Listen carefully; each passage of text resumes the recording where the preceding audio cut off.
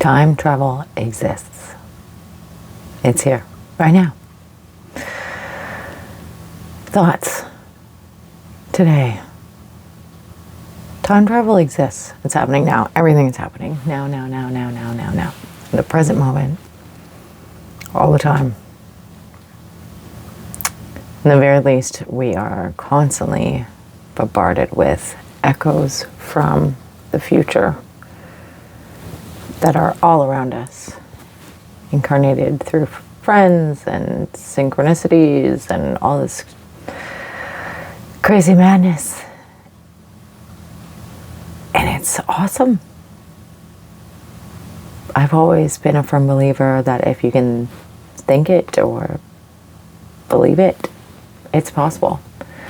I'm gonna readjust this a little. Anything is possible, at least in my world.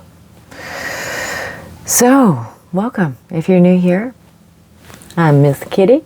This is Miss Kitty's Corner, live with Miss Kitty, live with Miss Kitty. We haven't figured that out yet. We're working through it. Hair and beauty today. It's kind of this messy top knot. Not gonna lie. The older I get, the more I realize that Dr. Quinn, Medicine Woman, was an iconic fashionista for me. Something about that Gibson girl, 1800s farm girl hair, I don't know. But just because we've been keeping it cool, we're going to put on the ears today. It's starting to kind of just be the natural flow of the space. So back to time travel and how it exists. I was thinking today in a phone call with a girlfriend of mine how grateful I am for my friends, family, loved ones, family chosen, family blood that are really here for me and supportive and know me, get me, or at least attempt to.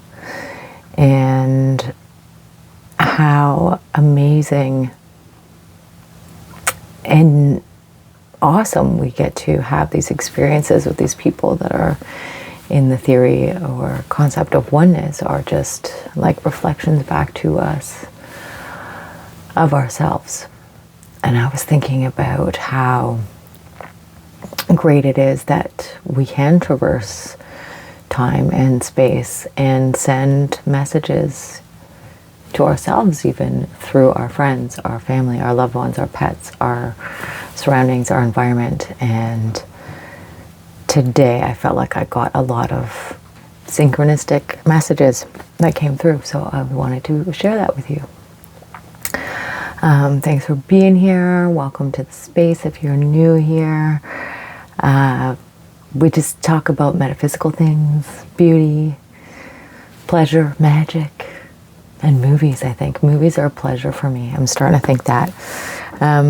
Back to my conversation about friends and how epic friends are, and how epic conversations with epic friends can really bring things back. Get your GPS focused again and aligned. So I had a reminder today from my friend as I am traversing so much change and figuring out where I'm supposed to go next, temporarily at my parents' place in Toronto, and considering heading back to a smaller town area and all the things, and if that's right, and what's going on, and what am I doing? You know, so many questions that we go through when we start to judge ourselves and go into thinking logic mode, which oftentimes isn't necessarily the path to take, or the path of least resistance, or the path that's aligned with your dharma or soul's path or purpose, etc., etc.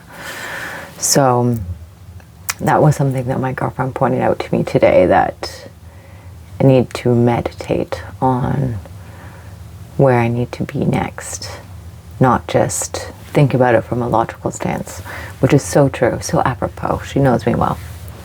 But yeah, she pointed out to me or reminded me of how far I have come. Even though it feels right now like I'm back at base level.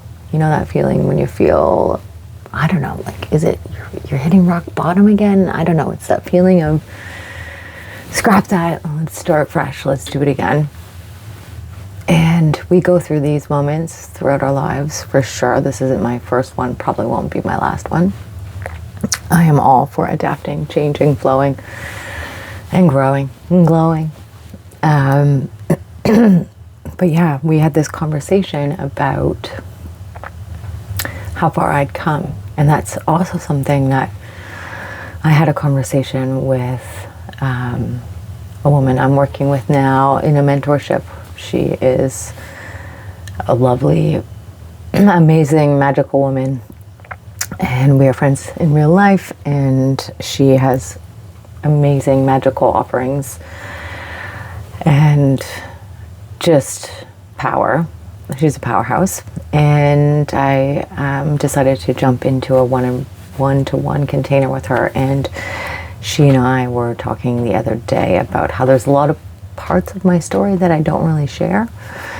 And this conversation that I had with my friend today, she reminded me how much I have gone through, how I sort of, as a romantic, got swept away and into a relationship in my 30s, got married, and it was not the right relationship. It was toxic. It was all the things that I needed to learn the lessons to get me to where I'm at now, though it was at a time that would be very foundational for someone to really, start their career or their family or all the things.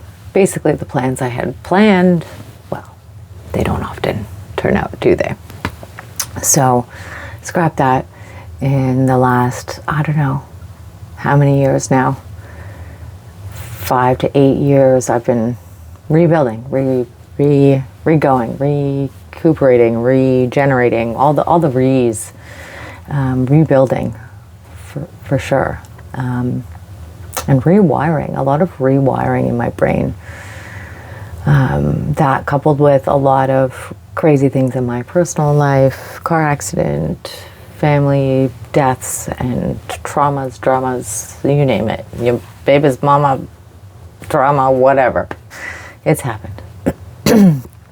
Excuse me. So, yeah, that was a neat reflection that I needed to hear about myself, and that this isn't, the beginning, page 1. This is page 1 of chapter 10 or what have you. It's evolving. It's a journey. But yeah, just super grateful for conversations with people that I trust and care for and love. And I really am proud of myself for all of the investments I've made in myself lately. The countless courses and one-on-ones or group sessions online or in person or in travel and retreat mode, and escapes by myself and self-healing and shadow work and all the things that I have been diving into over the last few years, especially since my divorce. It's come and gone in waves, and that's, I guess, part of what brought me here today, right? This all coming into who I am now and what I want to bring out to the world and how I want to express myself. And I feel like I'm just back down in a hauler of things before climbing back up to the next peak of the next thing. And that's exciting, that's new, that's fresh, that's wanted. It's exciting. It's full of promise and limitless right now. It's magical, right? The unknown. If you want to go there with me, I highly suggest it. Better than the darker, fearful side of the unknown. But yeah, so going back to this whole thing about like time and echoes of messages that are we sending to ourselves, our higher selves, if we're all one? Like, or I don't know about you, but I've encountered many examples of divine intervention with angels, and like literally seeing someone there telling me a message and disappearing. And you're like, that had to be an angel. That's an angel. Angels have always had a connection, or I've always had a connection with angels, or the concept of angels, and downloads ringing in my ear, or just voices that I know aren't mine per se in my head, that have always come through for me. So yeah, I was thinking about that today and how aligned these sort of things were. And in talking to my friend about reflecting back and how far I've come, I like pulled out one of my more recent journals, and the notes that I found on some things, just really great. There's a little bit of poetry, there's a little bit of affirmations and notes from classes, and activations and visions and things that I've been working through, reflections on my limitations. But yeah, like the other day I was talking about doodling. I came across this technique called Zentangle, which I'd never heard of before, which is kind of like doodling in pattern shapes and stuff, kind of like a mandala, but without the symmetrical circles and such. So I realized that I had been doing this Zentangle technique before even knowing what it was. And that is so interesting how that's come along, and I'm reflecting and going back and seeing how far I've come. And then I also, not too long ago, did this like vision thing. It's a whole the vision and what I want to create, and daily pillars, and I'll just read some of these things out to you because it's kind of where I'm at now, which is so interesting and fascinating when you have the tangible predictions or results or all the things already down. This is where we get to be like, oh yeah, we create things instantly, just getting better at collapsing the time back to the time. It's really irrelevant these days, and we're definitely coming to a place where the fantastical and magical are just going to become more commonplace every day, and I'm here for it. I'm all about it. But yeah, in my little notepad here, I've got bear with the noises upstairs. It's Christmas. People are doing things in the kitchen. I don't have control of it. We're just filming. We're happy I remember to turn off the dehumidifier, people, okay? So yeah, I wrote down like the vision, and from here I have content, community, and creation. My daily pillars are like the work of the artist / writer, and underneath that I have sketch, write, create every day. And lately I've been at least doodling. I would like to be writing more and channeling more, but I'm doodling, creating something every day, which is awesome. So check to me. Yay, pat on the back. Another pillar I have here is meditation, breathwork, body work. This could be prayer or NSA work, which is a modality that I learned to facilitate last November May. Late May, I went to Glastonbury and did this breathwork facilitation training and NSA facilitation training. I'll talk more about it later, or if you have any questions, drop a what's up. But yeah, energy work. So from my little bubble here, a pillar of meditation, breathwork, body work, basically bringing things into the feeling and energy work. I've got feel every day, which that one, I'll be honest, I avoid sometimes. Devotion, altar work. So, I mean, this week I've been pretty good.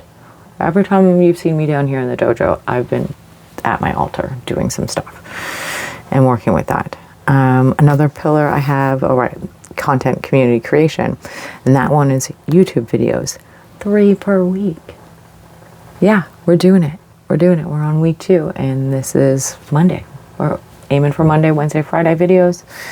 We did 3 They were Monday, Wednesday, and Saturday, I think, last week. Oh, and there was a bonus on Thursday. Yeah, guys, we're doing it. So I have a note to myself here that says film or record 30 minutes every day just to build speaker, storyteller muscle. That's what we're doing in the dojo right now, these days. And then, yeah, another pillar I have is to, or something, an offshoot, create a nighttime reflection routine. And that turned into create personalized meditation, affirmation audio. You know, we're getting there. I had a little release video that I want to turn into a affirmation audio or release audio to listen to daily. And yeah, so that's kind of cool. Looking back on that I'm actually working on it. Oh, and I've got notes from a YouTube video that I watched about storytelling and storytelling tips, which is awesome. So I'm going to go back to these things and reflect and embody, really. And look, more Zen doodly things. Zentangle. Oh, and there was another word for a type of, excuse me, frog in my throat. There was another doodle technique or style. What was it called? That I noticed today that I thought was also in line. Oh, I wish I could remember it. I should have wrote that down. Zentangle, and the other one, oh, it'll come to me. Because I'm really just getting into these. Oh, it was neuro something. It was like you draw these lines and circles and shapes, and then you round out any sharp corners, and it's to do with connecting. So you have an intention before you start the doodle or this neuro drawing exercise. If you have a problem, you think about it and the intention of finding a solution or what have you, putting some intentions before you start, and you draw these shapes or trace shapes, and then you add some lines going through all the things, and then going, diagonally in the other direction through the things, and then you start to round out any sharp intersections or lines, points. And in doing this, it's creating a fusion between your conscious mind and your subconscious mind. I'll have to rewatch the videos about it to maybe give you guys some feedback if you're interested. If you are interested, let me know in the comments below, and I will find that video and tag it, and or give you a sort of short-handed version of it. But essentially, by doing this, rounding the corners, this scientist who came up with it, psychologist, probably psychologist, you are basically like creating pathways in your brain to find the solution. So I thought that was super cool. It's very similar to some of the Zentangle styles that I've been getting into and doodling every day. So I'm going to incorporate that more, that concept, into my art and into my daily practice, ultimately. So yeah, just going back through this and also noticing, like, I've got all these notes about, like, as I mentioned earlier, I love movies and film.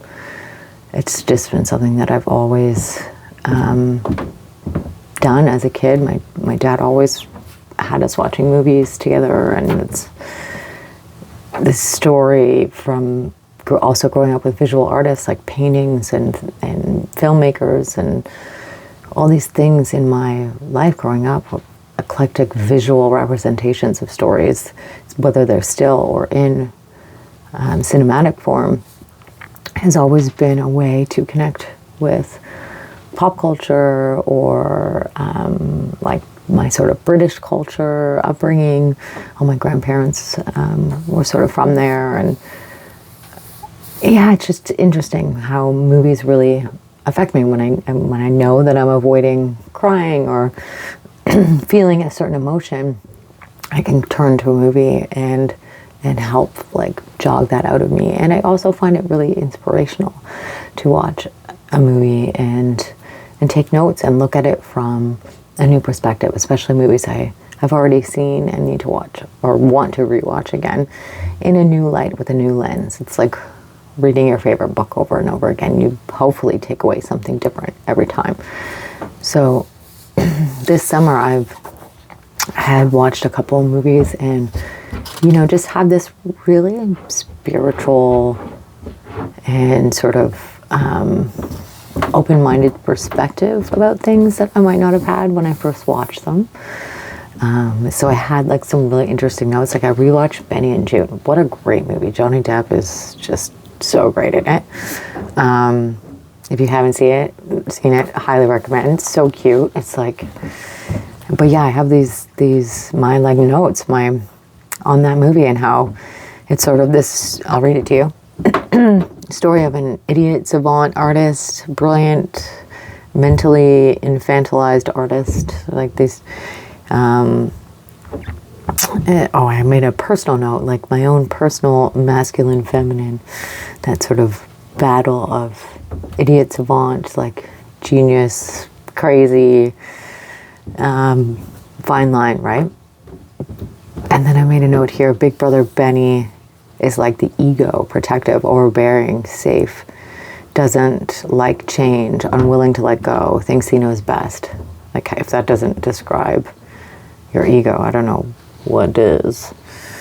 A story of play, mental health, romance, connection, freedom, and authenticity. Like, highly recommend. There's so much there for someone that wants to have some feels and just look at interesting perspectives in life and cool stories. I also rewatched Pay It Forward. Don't have a lot of notes on that one, but I thought, you know, that was a really good movie. It really moved me. I wish I had made more notes, but maybe I'll go back to that. As we are really just testing the grounds here about what is it that really turns my crank and that I want to talk about every day, or ultimately at least 3 days a week with y'all, that I think is insightful and inspirational. So yeah, that was a little reflection on how we are really living in this now moment all the time. The same moment, just a little different. And in reflection of time and our friendships being such a great reflection of where we're at, let's say. And where, you know, your friends reflect back to you the values that you're holding and what you're embodying. You know, your outer world is a reflection of your inner world. So I guess I'm proud of who I am if I look at my friends these days. My chosen family and my family. So that's pretty cool. Those are reflections. And I will say that Dr. Quinn, medicine woman, you know, she knew what was up. I'm not against these crazy little curls right now and this Gibson girl hair. Look, she definitely had something down. You know, she kind of was like, to me, like a Katharine Hepburn, you know, someone that could be practical yet still kind of sexy in slacks. So I love fashion and I love feminine fashion, but I'm very practical as I get older in what I want to wear and how comfortable and flowy I want to feel with things. On the note of flowy, thinking about this and also how squishy time has been lately for me, the concept of it, and how I think that we're really coming into a time and place that energy exchange is going to be so much. And energy, once we can really wrap our heads around it and manipulate it in a way that's like like not in a negative way, in a expansive way, that we will be able to, collapse time more and things will happen more instantaneously, which means our gifts, our medicines, our literal frequency, vibration, and energy will be so important and so, what's the word? The word's on the tip of my tongue. So just potent, like it will be the currency exchange. It will be the coming online of all of these sort of gifts and abilities, and just parts of us that have been dormant are, I believe, coming alive in this new golden age, this age of Aquarius that we've stepped into. And I'm about it. I'm all here for it. I'm here to support. I'm here to be that earth angel to you. If you want to tune in, if you resonate with this, if you want to work with me, if you want to, jump into the community, I would love that. And I want to hear what you're doing. Share, like, comment, do all the things. I know that, this is just the beginning. And it's quite the journey. And I'm excited for it. And time travel and friends. I'm just thankful that we have them. We are them. God bless good friends. Just really, really about that. I realized had a tangent away from the flowiness in my conversation with my girlfriend today.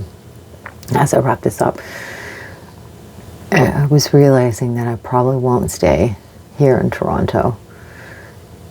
And it was nice of her to reflect back to me how far I've come and what I've accomplished, and how it feels icky and weird, and it's easy to slide back into comfort, and no, it doesn't feel good to be living at home in your 40s with your parents. So it's okay to be here for December, for the holidays, Christmas time.